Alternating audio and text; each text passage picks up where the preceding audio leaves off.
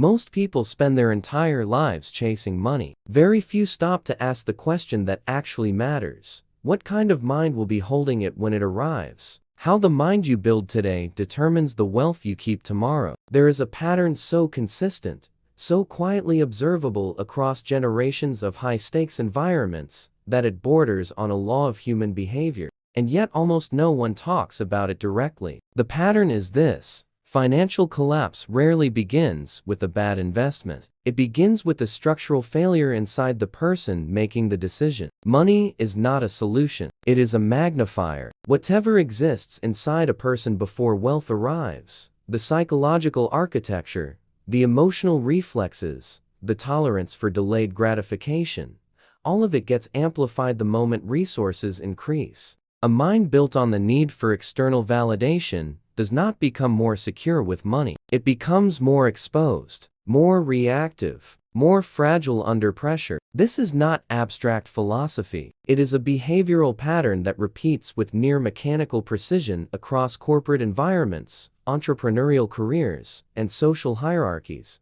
People who reach positions of authority without having developed internal structure first tend to make increasingly erratic decisions as the stakes rise. Not because they lack intelligence, because their psychological foundation was never designed to carry that kind of weight. The ancient Stoic tradition understood this with uncomfortable clarity. The idea that external conditions do not create character, they reveal it, was not a motivational concept. It was an operational one. It described exactly what happens when a person who has not done the inner work encounters the outer reward. The reward does not elevate them. It exposes them. What separates those who build durable financial power from those who merely experience temporary financial gain is not timing, not luck, and not access. It is the quality of the internal structure they built before any of the external results appeared. The mind that panics under pressure will panic with $1,000. It will panic with $1 million. The amount changes. The pattern does not. So the question worth sitting with is this: if everything you believe about yourself were put under real financial pressure tomorrow, what would actually hold? If this kind of thinking resonates with you, subscribe so you don't miss what comes next. Why emotional reflexes cost more than bad investments ever will. Here is something the financial industry will never sell you, because there is no product built around it. The most expensive decisions most people ever make are not the ones made with bad information. They are the ones made with good information and a destabilized nervous system. Emotional reactivity in high-stakes environments operates like a tax. Every time fear accelerates a decision, every time the need for approval shapes a negotiation, every time ego steps in front of strategy, there is a cost. And unlike a bad stock pick or a poorly timed purchase, this cost is rarely traceable. People attribute the loss to circumstances. They rarely attribute it to their own psychological state at the moment the choice was made. There is a behavioral pattern that intelligence analysts, experienced negotiators, and high-level strategists all recognize intuitively.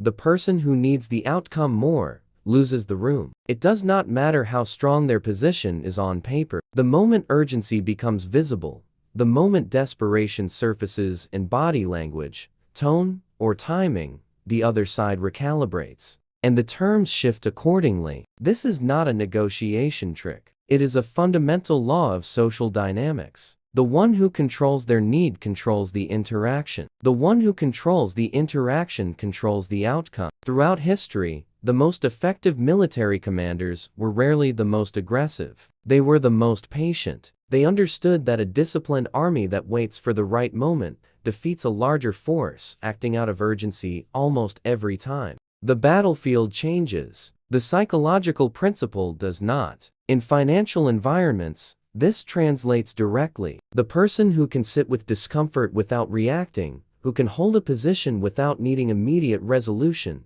who can observe the pressure without becoming the pressure, operates at a structural advantage that no amount of market knowledge can replicate. Developing this capacity does not happen through reading about it. It happens through deliberate exposure to uncomfortable situations at a scale where the cost of losing composure is still recoverable. Drop a comment if you have ever felt that shift, when a decision stopped being rational and became emotional, and you knew it in the moment, but moved forward anyway. That awareness is rarer than most people realize. How strategic restraint builds the kind of authority money cannot buy. There is a form of power that operates entirely below the surface. It does not announce itself. It does not seek confirmation, and precisely because of that, it compounds in ways that visible power never can. The people who wield it are often the ones the room does not immediately notice, until suddenly, they are the ones the room is organized around. This is not charisma. Charisma is performance. What this describes is something structurally different. The authority that emerges from a person who has nothing to prove and nothing to fear from being underestimated. In behavioral profiling, there is a principle that experienced practitioners apply consistently. The most dangerous person in any environment is not the most vocal. It is the one collecting information while everyone else is busy performing. That person understands the room at a level that no amount of verbal dominance can compensate for. Applied to financial and professional environments, this translates into a concrete advantage. The individual who observes negotiation dynamics before entering them, who understands what the other party actually needs versus what they are presenting, who moves only when the field is fully read, operates at a leverage point that reactive participants cannot access. Sun Tzu articulated a version of this principle over 2,000 years ago, and the reason it still surfaces in modern strategic thinking is simple. The underlying human behavior it describes has not changed. The one who knows the terrain before the battle begins wins before the first move is made. Strategic restraint is not passivity. It is the discipline of not spending your position prematurely. Every time you reveal your hand before necessary, you lose negotiating surface. Every time you react instead of respond, you hand control of the dynamic to whoever triggered the reaction. The practical application is direct. Before your next significant financial or professional decision, spend 48 hours only gathering information. No positioning, no signaling, no revealing your intentions. Observe what the environment tells you. When you stop trying to influence it, if this content is shifting how you see your own patterns, hit the like button. It tells the algorithm this kind of depth is worth amplifying. Ever wonder why some people just seem to rise, no matter what their job title is? It's because every organization has two structures. One is the official org chart. The other is the one that actually runs things. The second structure, the invisible hierarchy, is never documented, rarely discussed, and almost never taught. But it is the one that determines who gets called when a real decision needs to be made, who holds influence that survives any corporate reshuffle, and who everyone instinctively looks to when the pressure is on. You can't buy your way into this invisible structure. It's earned. It is earned through a specific set of behaviors that most people are too busy managing their visible position to even notice. The people who occupy this layer are surprisingly consistent. No matter the industry, they aren't the loudest voices in the room. They're the ones others watch when a controversial topic comes up, waiting to see how they react before forming their own opinions. They've built what behavioral scientists call social proof of composure. And in high-stakes environments, composure is a currency that never loses its value. There is a principle from intelligence and investigative work that fits perfectly here.